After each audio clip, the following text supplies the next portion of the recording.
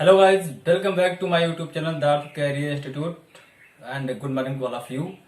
आज का जो टॉपिक है वो ग्रामर पे डिस्कस है और ग्रामर का मैं बेसिकली जो है 9th के स्टैंडर्ड से जो है शुरू कर रहा हूँ। तो इसमें जो है हम 1 बाय 1 करके आपको ये जो है 9th 10th 11th और 12th तक की ग्रामर को यहाँ पर स्टडी करवाई जाएगी और इसके नीचे भी जो अदर केस में आते हैं उनका भी जो है डिस्कस किया जाएगा। तो चलिए शुरुआत करते हैं। देखिए, ग्रामर की शुरुआत में क्या होता है इंग्लिश ग्रामर में, सबसे पहले हम इंग्लिश अल्फाबेट को जान लेते हैं। देखिए, इंग्लिश अल्फाबेट क्या होती है। जैसे भाई हिंदी का होता है वैसे इंग्लिश का भी होता है और इंग्लिश अल्फाबेट में होते हैं 26 लेटर्स होते हैं और इन लेटर के तो दो पार्ट होते हैं। एक होता है ओवल्स का, दूसरा क्या होता है कॉन्सोनेंट्स का, और इनके बीच में एक कड़ी होती है, वो होती है सब ओवेल, सब ओवेल्स की। ओवेल में क्या होते हैं, ये 5 होते हैं। कौन कौन से? ए, ई, आई, ओ, यू, ये 5 होते हैं। और कॉन्सोनेंट में क्या होते हैं, बी से लेकर के जेड तक, इनको छोड़ के 21। सब ओवेल में क्या होता है, वाई।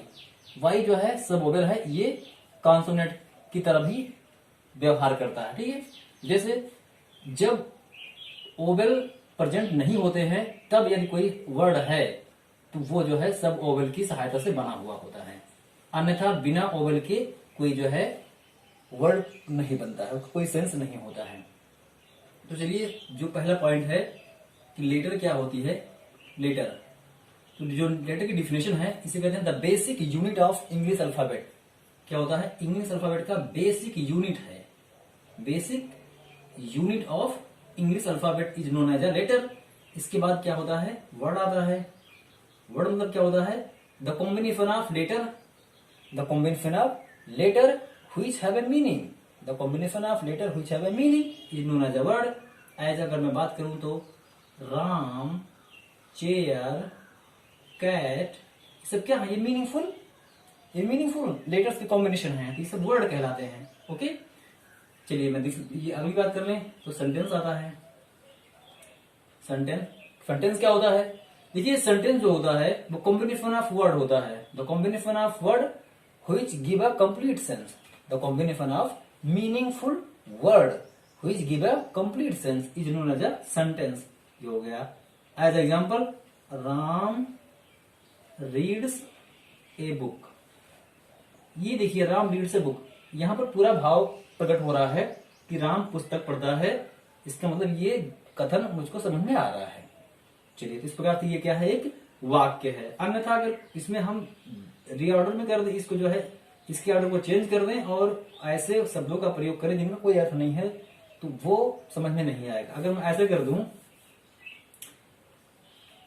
TAQPMIGN कैट, ये सब वर्ड की कॉम्बिनेशन है लेकिन इनका कोई सेंस नहीं निकल रहा है, तो ये जो है वाक्य नहीं है। चलिए, तो जो आज का मेन टारगेट है वो सेंटेंस पे डिपेंड है। किस पे डिपेंड है, सेंटेंस पे। देखिए, सेंटेंस की अगर मैं बात करूं कि पार्ट ऑफ सेंटेंस की, पार्ट ऑफ सेंटेंस, सेंटेंस की डिफिनेशन हो गई। अब पार्ट ऑफ सेंटेंस हम का अध्ययन करेंगे। देखिए, टाइप ऑफ सेंटेंस ये अलग अध्ययन किया जाएगा, पार्ट ऑफ सेंटेंस आज अध्ययन कर लिया जा रहा है।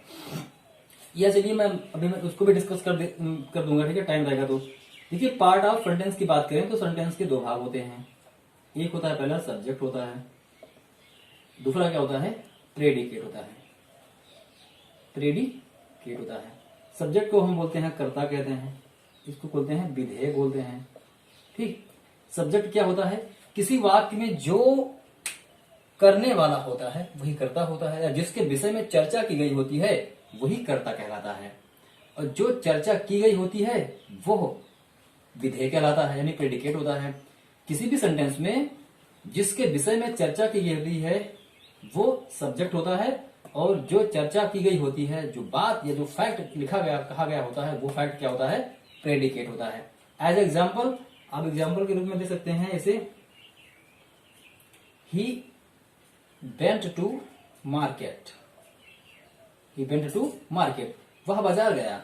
अब देखिए वह बाजार गया, अब इसमें क्या कहा जा रहा है, ही मतलब वह बाजार गया। अब ये क्या है, ही सब्जेक्ट हो गया, बाजार गया ये क्या है, प्रेडिकेट है, क्योंकि बाजार गया कौन, वह। अगर हम किसी सेंटेंस में जो है कौन, अगर प्रश्न करेंगे कौन, तो जो उत्तर मिलेगा वो सब्जेक्ट कहलाएगा, और क्या या इसके अलावा जो शब्द रहेंगे वो सब प्रेडिकेट पार्ट में आ जाएंगे।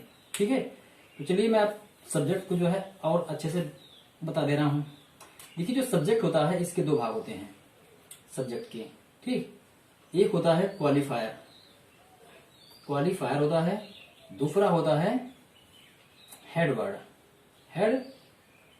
हेडवर्ड होता है, जैसे मेन वर्ड कहते हैं, मेन वर्ड कहते हैं। ठीक, क्वालिफायर को जो है इनलार्जमेंट भी कहते हैं, इनलार्जमेंट भी कहा जाता है। देखिए जो मेन वर्ड होता है ये अकेला रहेगा तो नाउन के फॉर्म में आता है। ठीक, अगर अकेला है तो नाउन के फॉर्म में आता है, या प्रोनाउन के फॉर्म में आता है, या जीरंड के फॉर्म में आता है, या फिर इन्फिनेटिव के फॉर्म में आता है, इन्फिनेटिव या इट वगैरह, इट देयर कोई भी आ सकता है अगर अकेला रहेगा तो। ठीक, अन्यथा जब इसकी विशेषता बताते हैं तो क्वालिफायर वगैरह आते हैं। ठीक, तब जो है ओनली नाउन होता है। जब सब्जेक्ट केवल नाउन रहेगा या जब इनकी विशेषता बताई जाएगी सब्जेक्ट की, तो वह केवल नाउन होगा, प्रोनाउन, जीरंड और इन्फिनेटिव नहीं होगा। कब, जब सब्जेक्ट को एक्सप्लेन किया जाएगा तो। और एक्सप्लेन करने वाले यानी क्वालिफायर कितने प्रकार के होते हैं, चलिए मैं इनको बता दे रहा हूं। इसमें होता है डिटरमाइनर होते हैं, एडजेक्टिव होता है, और तीसरा क्या होता है, एडजेक्टिवल फ्रेज।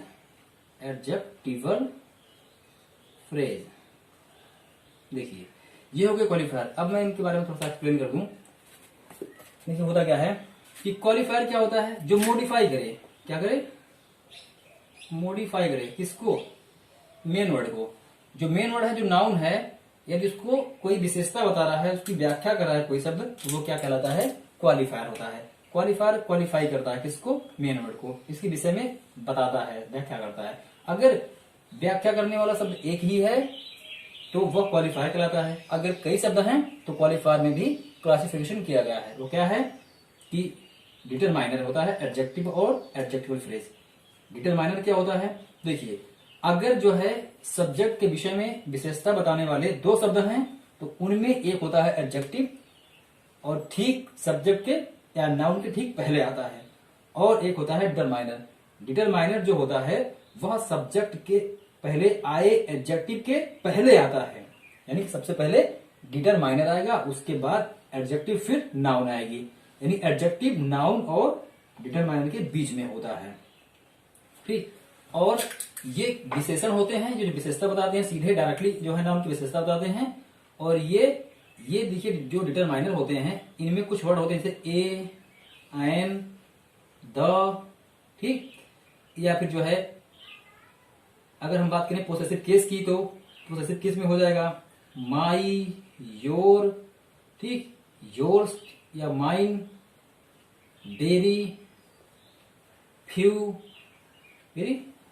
फ्यू आ जाएगा, much, many, each, either, neither, सारे वर्ड जो हैं जो भी आते हैं, ठीक, ये सब डिटरमाइनर के अंतर्गत आते हैं। और जो एडजेक्टिव होता है सीधे जो है नाउन की विशेषता बताता है, यानी कि जो है सब्जेक्ट को एक्सप्लेन करता है सीधे सीधे। अगर देखिए नाउन को एक्सप्लेन करने वाले इन दोनों शब्दों के अलावा अगर कुछ और शब्द आते हैं तो वो एडजेक्टिवल फ्रेज होते हैं, और इनको जो है नाउन के, जो नाउन होता है नाउन के बाद रखा जाता है। ठीक, कैसे, जैसे देखिए सबसे पहले क्या आएगा, डिटरमाइनर आएगा, ठीक, इसके बाद क्या आएगा, इसके बाद आएगा एडजेक्टिव आएगा, इसके बाद जो आएगा वो नाउन होगा, इसके बाद क्या आएगा, नाउन के बाद आएगा एडजेक्टिवल फ्रेज आएगा। ये होता है सब्जेक्ट पार्ट का रीऑर्डर होता है, पहले डिटरमाइनर, फिर एडजेक्टिव, फिर नाउन, फिर एडजेक्टिवल फ्रेज। देखिए नाउन कहा गया कि नाउन के विषय में जब जो है नाउन अकेला रहेगा, इसमें जो है इसकी विशेषता कोई नहीं बताएगा, तो वो कई प्रकार से आता है। नाउन हो सकता है, प्रोनाउन हो सकता है, जिरंड, इन्फिनेटिव, इट, देयर वगैरह कोई भी हो सकता है। लेकिन जब सब्जेक्ट में आया हुआ नाउन जो संज्ञा होती है, इसकी कोई विशेषता अगर बताया जा रहा है तो वो सदैव नाउन ही होता है, प्रोनाउन, जिरंड, इन्फिनेटिव नहीं होता है। ठीक है। और जब इसकी विशेषता बताने वाले शब्दों का हम व्याख्या करेंगे तो उसमें क्वालिफायर, डिटरमाइनर, एडजेक्टिव और एडजेक्टिवल फ्रेज आते हैं। ठीक, ये रहा इनका पोर्शन। एज एग्जाम्पल अगर मैं बताऊं, देखिए मैं सबसे पहले बता रहा हूं एक एग्जाम्पल का, जैसे Ram reads a book, Ram reads a book. देखिए राम रीड्स ए बुक, ये प्रेडिकेट पार्ट है, सब्जेक्ट है। देखिए इसमें केवल एक आया है, तो ये एक आया हुआ है तो ये क्या है, नाउन है। ठीक, क्या है, नाउन है। अगर इसमें दो आएगा, जैसे अगर दो की बात करें तो करेंगे, या और की बात मैं कर लूं, a poor man was hungry. A poor man was hungry. देखिए a poor man was hungry, यहां देखिए ए पुअर मैन, अब ये मैन क्या है, ये नाउन हो गया, ये नाउन हो गया, सीधे सीधे ये नाउन हो गया। ये पुअर क्या है, इसकी मैन की विशेषता बता रहा है, ये एडजेक्टिव हो गया। ए क्या कर रहा है, ए की मैंने पहले बताया कि अगर ए लग रहा है यानी एडजेक्टिव के ठीक पहले आ रहा है तो वो डिटरमाइनर है। ए क्या हो गया, डिटरमाइनर। इस प्रकार से डिटरमाइनर, एडजेक्टिव और नाउन, इस प्रकार से क्रम चलता रहता है। अगर मैं इसके बारे में एग्जांपल और दूं जो विस्तृत होगा तो जैसे वो हो जाएगा कि my elder brother in Mumbai is a doctor, देखिए my elder brother in Mumbai is a doctor. अब देखिए इसमें माई क्या है, डिटरमाइनर हो गया, एल्डर क्या हो गया, एडजेक्टिव हो गया, ब्रदर क्या है, ब्रदर ये हो गया, नाउन हो गया, इन मुंबई क्या है, ये एडजेक्टिवल फ्रेज है। क्या है,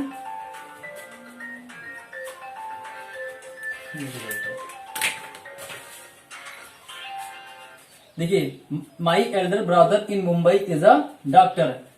माई क्या है, डिटरमाइनर हो गया, एल्डर क्या है, एल्डर एडजेक्टिव हो गया, ब्रदर क्या है, नाउन हो गया, और इन मुंबई क्या है, ये एडजेक्टिवल फ्रेज हो गया। और ये सब क्या है, ये प्रेडिकेट पार्ट हो गए। इस प्रकार से ये बड़ा स्वरूप हो गया। ठीक, तो ये रहा सब्जेक्ट का पार्ट। अब मैं बता रहा हूं, देखिए जब ये तो हो गया डिटरमाइनर की केस में। अब इन केस में जब नाउन या जो मेन वर्ड होता है एक ही होता है तो वो कैसे कैसे आता है। मैंने बताया कि जब वो अकेला होगा, जब ये क्वालिफायर नहीं होगा तो वो नाउन हो सकता है, प्रोनाउन, नाउन हो सकता है। इसका एग्जांपल हो गया राम रीड्स ए बुक, अगर वह प्रोनाउन हो सकता है। ठीक, तो या प्रोनाउन या जिरंड या इन्फिनेटिव या इट देयर, तो कैसे होता है, देखिए अगर प्रोनाउन होगा तो सिंपली सी है, जैसे मैंने कहा कि राम रीड्स ए बुक, आप यही कर दीजिए, यही कर देंगे कि she reads a book, she reads a book, ये क्या हो गया, प्रोनाउन का एग्जांपल हो गया। ठीक, अगर बात करूं जिरंड की तो देखिए जिरंड क्या होता है, वर्ब की फर्स्ट फॉर्म प्लस आईएनजी, ये होता है जिरंड। और जिरंड जो है एज अ नाउन काम करता है या एज अ सब्जेक्ट काम करता है। तो क्या होता है, जैसे देखिए मैं बात कर लूं कि swimming is very easy, swimming is very easy to learn.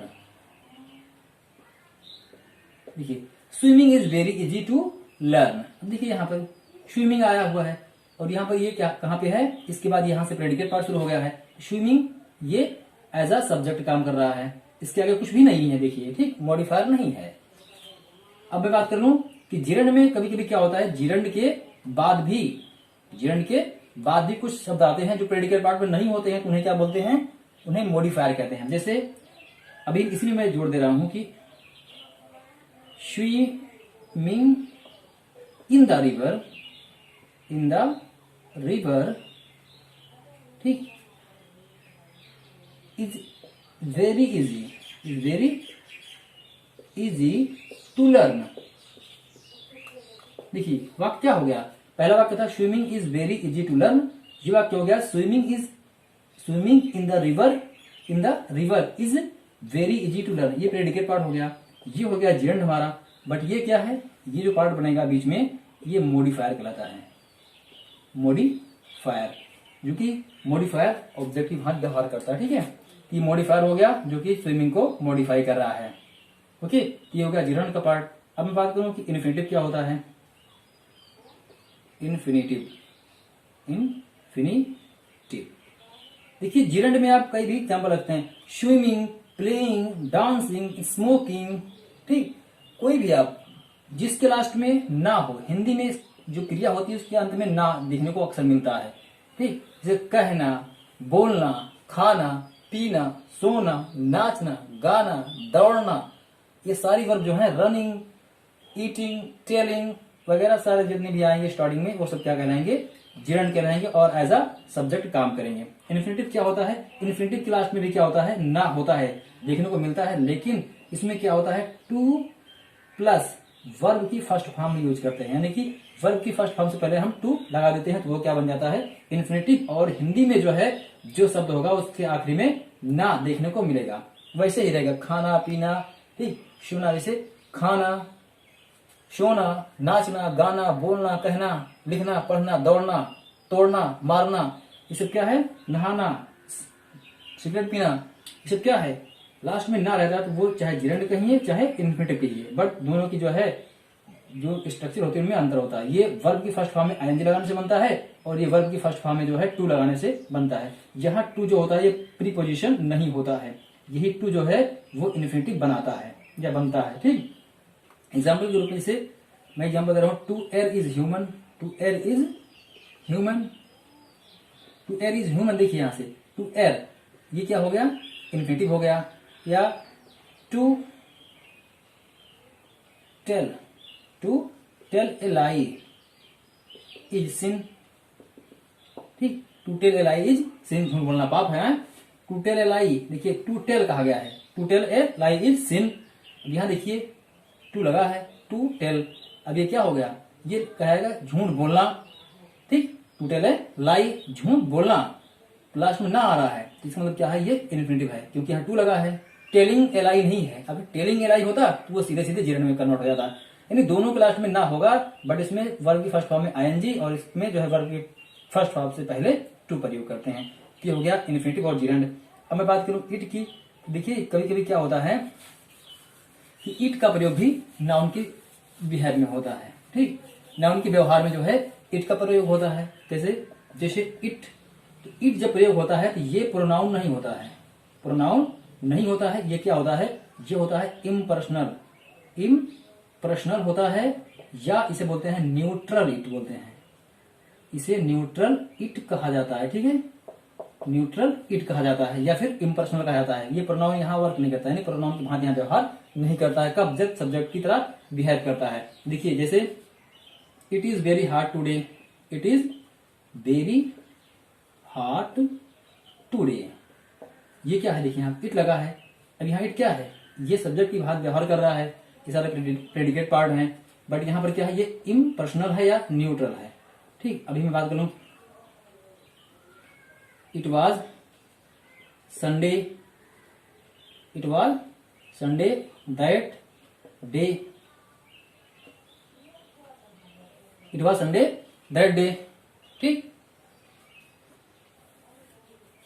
या इट वॉज संडे कर दे मैं, या इट इज संडे कर दूं मैं, कोई भी कर सकते हैं आप, इट इज संडे है अभी कर सकते हैं, ऐसे भी कर सकता है। ठीक, ये भी हो गया एग्जाम्पल इट का। या इट इज, हम समय बताते हैं, इट इज 10 o'clock, ये भी एग्जाम्पल हो गया इसका, इट का। आपका देर का देखिए, देर का देखिए, जब देर प्रयोग होता है तो देर का जो सेंस है एडवर्ब, जो देर एडवर्ब के रूप में प्रयोग होता है जब ये सब्जेक्टिव केस में आता है, और तब ये जो है सेंसलेस होता है, तब वो दे जो है एडवर्ब नहीं कहलाता है। तब क्या होता है, तब ये इंट्रोडक्टरी देर कहलाता है। क्या कहलाता है, इंट्रोडक्टरी देयर कहलाता है। कब, जब सब्जेक्ट की भांति व्यवहार करता है। जैसे there was a king, there was a king in Shainpur, there was a king in Shainpur. ठीक, there was a king in Shainpur. अब मैं आगे बात करूं, जैसे there was a, there is a tree या there is a tall tree. देखिए there is a tall tree, there was a king in Sainpur. आप कोई भी एग्जाम्पल कर सकते हैं। अब आप यहाँ देखिए कि there was a king in Sainpur या इज ए टॉल ट्री, ये सब क्या है? ये सब प्रेडिकेट पार्ट है। देयर यहाँ सब्जेक्ट की भांति व्यवहार कर रहा है, लेकिन इसका कोई अर्थ नहीं है।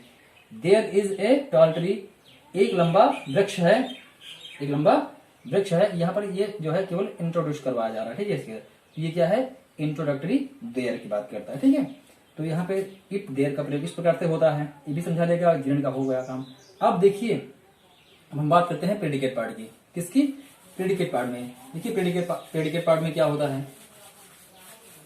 देखिए जो प्रेडिकेट पार्ट होता है, प्रेडिकेट पार्ट में होता है 3 भाग होते हैं। एक होता है वर्ब, दूसरा क्या होता है ऑब्जेक्ट, और तीसरा क्या होता है? कॉम्प्लीमेंट होता है। कॉम्प्लीमेंट होता है। देखिए वर्ब में 2 पार्ट होते हैं। एक होता है ट्रांसटिव वर्ब का। किसका होता है? ट्रांसटिव वर्ब होती है। दूसरा क्या होता है? इंट्रांसटिव वर्ब होती है। ऑब्जेक्ट की केस में बात की जाए तो देखिए ऑब्जेक्ट केस में क्या होता है? 2 होता है। एक होता है डायरेक्ट ऑब्जेक्ट, दूसरा होता है इनडायरेक्ट ऑब्जेक्ट होता है, ठीक। अगर कॉम्प्लीमेंट की बात की जाए तो कॉम्प्लीमेंट कभी कभी क्या होता है? सब्जेक्ट ऑब्जेक्ट आया रहता है तो उसके बाद आता है, और कभी कभी ऑब्जेक्ट नहीं रहता है तो भी कॉम्प्लीमेंट का प्रयोग होता है, यानी कि वर्ब के सीधे बाद कॉम्प्लीमेंट आ जाती है, ठीक है। और वो वर्ब जो होती है वो वर्ब होती है टू बी। कौन सी? टू बी वर्ब की प्रयोग होते हैं। इज, एम, आर, वाज, वर, ये सारी क्रियाएं जब आती हैं तो उसके बाद सीधे सीधे कॉम्प्लीमेंट आ जाता है, ठीक है। तो कॉम्प्लीमेंट अगर आएगा तो वो क्या हो सकता है? कॉम्प्लीमेंट नाउन हो सकता है, ठीक। नाउन फ्रेज हो सकता है, एडजेक्टिव हो सकता है, ठीक। एडजेक्टिव हो सकता है, एडजेक्टिव फ्रेज भी हो सकता है, इसका एडवर्ब हो सकता है, या एडवर्ब फ्रेज भी हो सकता है, या इसके अलावा पास्ट पार्टिसिपल हो सकता है, पास्ट पार्टिसिपल ये भी हो सकता है। तो कहने का मतलब कॉम्प्लीमेंट जो है अगर वो आ रहा है तो ये डिफरेंट टाइप का हो सकता है, ठीक है। और यहाँ देखिए ऑब्जेक्ट में कभी कभी क्या होता है? इसमें भी क्या आते हैं?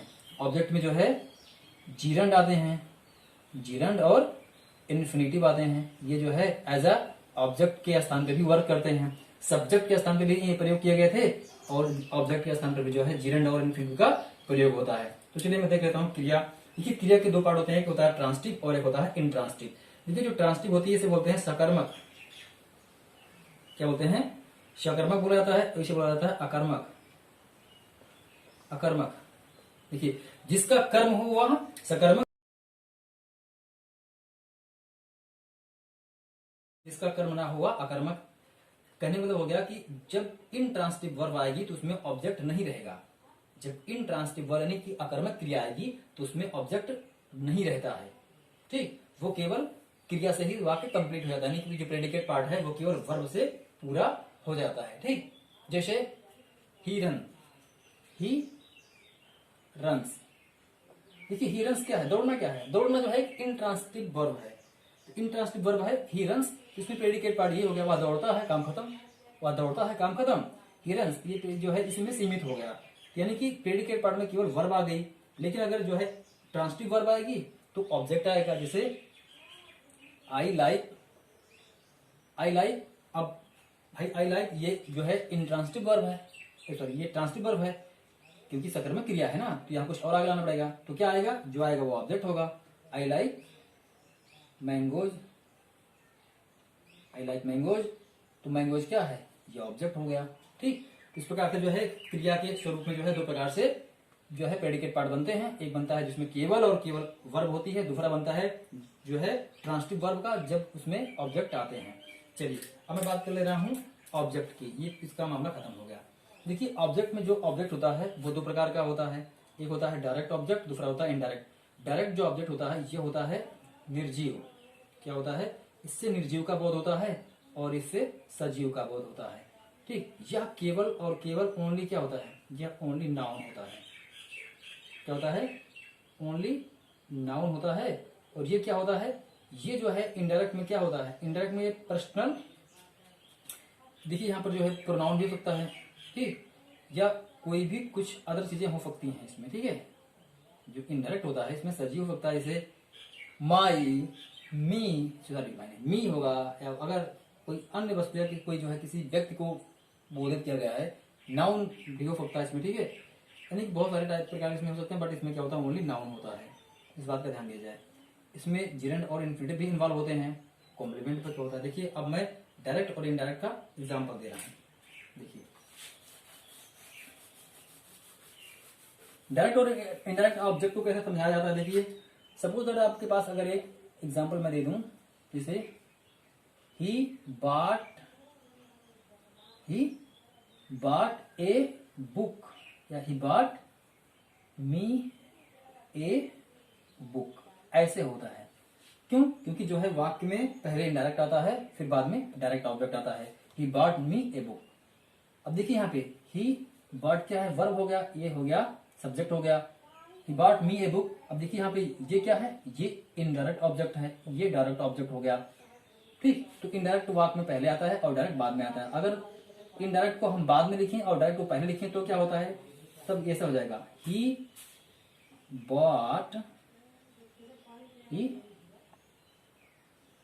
Bot a book. देखिए अगर हमने डायरेक्ट ऑब्जेक्ट को पहले लिख दिया और इसको बाद लिखने का प्रयास कर रहा हूं, तो इसके पहले मुझे टू या फॉर लगाना पड़ेगा, ठीक है। अगर मेरे लिए ला रहा है तो for me,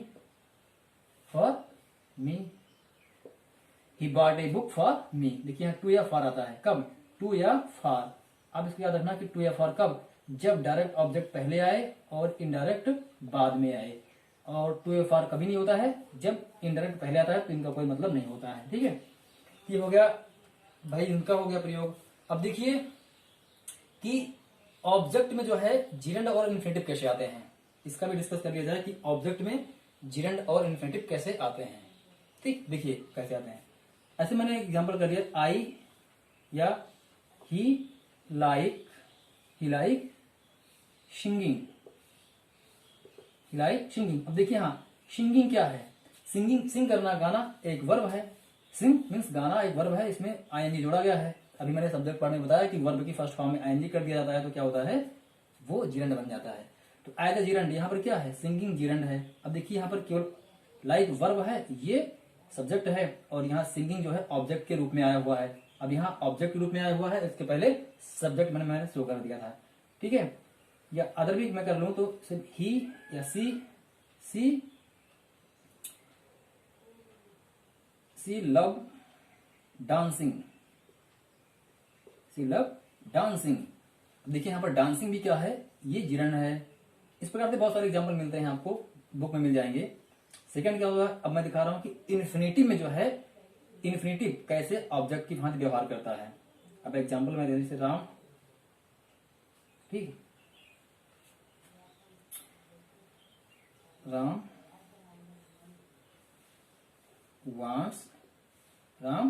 wants to play, Ram wants to play cricket,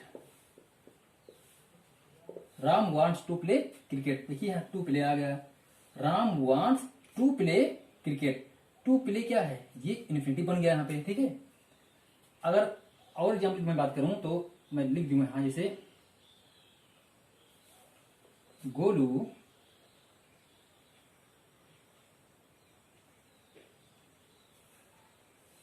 like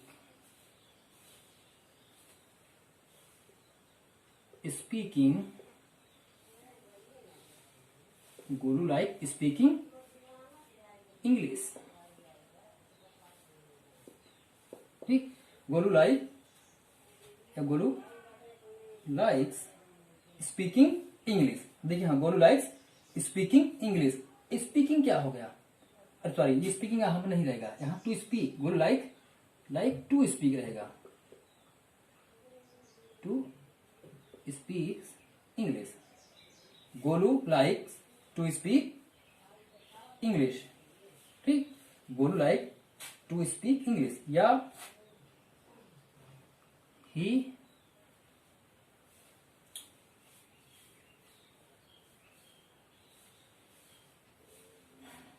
work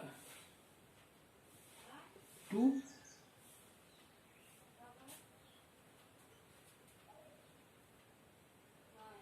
देखिए वर्क नहीं आएगा।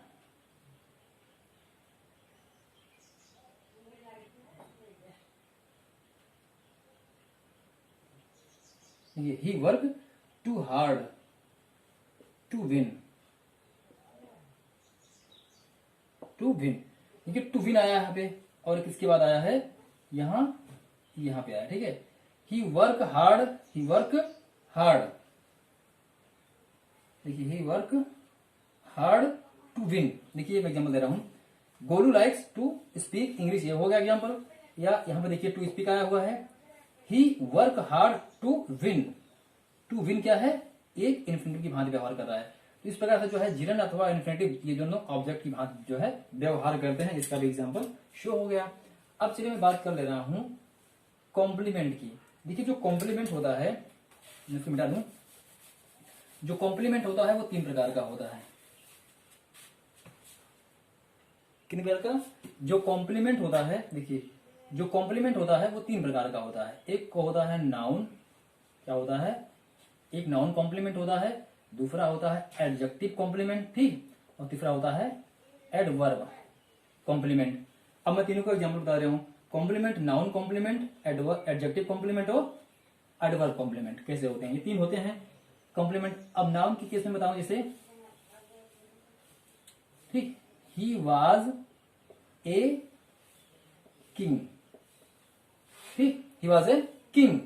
देखिए यहाँ किंग क्या है, ये नाउन हो गया, किंग क्या है, नाउन हो गया ना। यहाँ पर ये कॉम्प्लीमेंट आया है, ही वॉज अ किंग। और दूसरी बात एडजेक्टिव की बात करें, तो जैसे मैं एडजेक्टिव की बात करूं, जैसे यू आर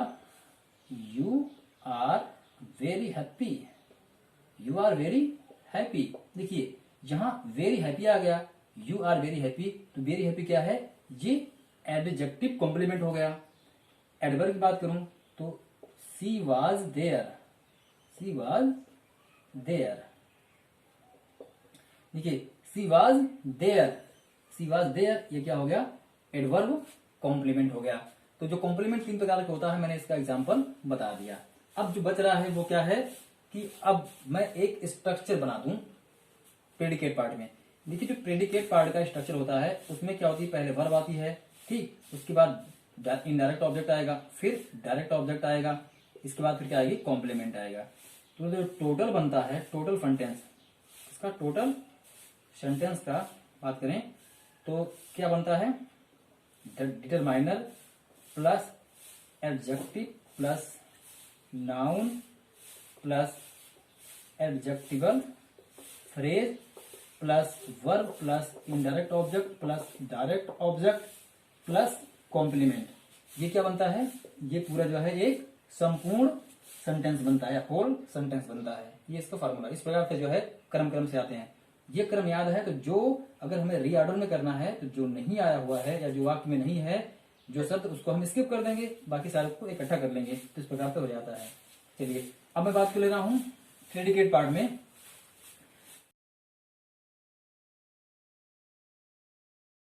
बात करते जो है नाउन फ्रेज की, ये नाउन कब हो गया, ठीक है, एडजेक्टिव हो गया, एडवर्ब हो गया। अब मैं इनकी फ्रेज की बात कर ले रहा हूं। देखिए नाउन का फ्रेज कैसे बनता है, जैसे वी चूज हिम, वी या the teacher made, the teacher made me the monitor of the class, the teacher made me the, देखो made me, इसके बाद क्या है, the monitor of the class। देखिए the monitor of the class ये क्या है, या monitor of the class, the teacher made me monitor of the class। देखिए monitor of the class ये क्या है, ये नाउन फ्रेज है, क्या है, नाउन फ्रेज है।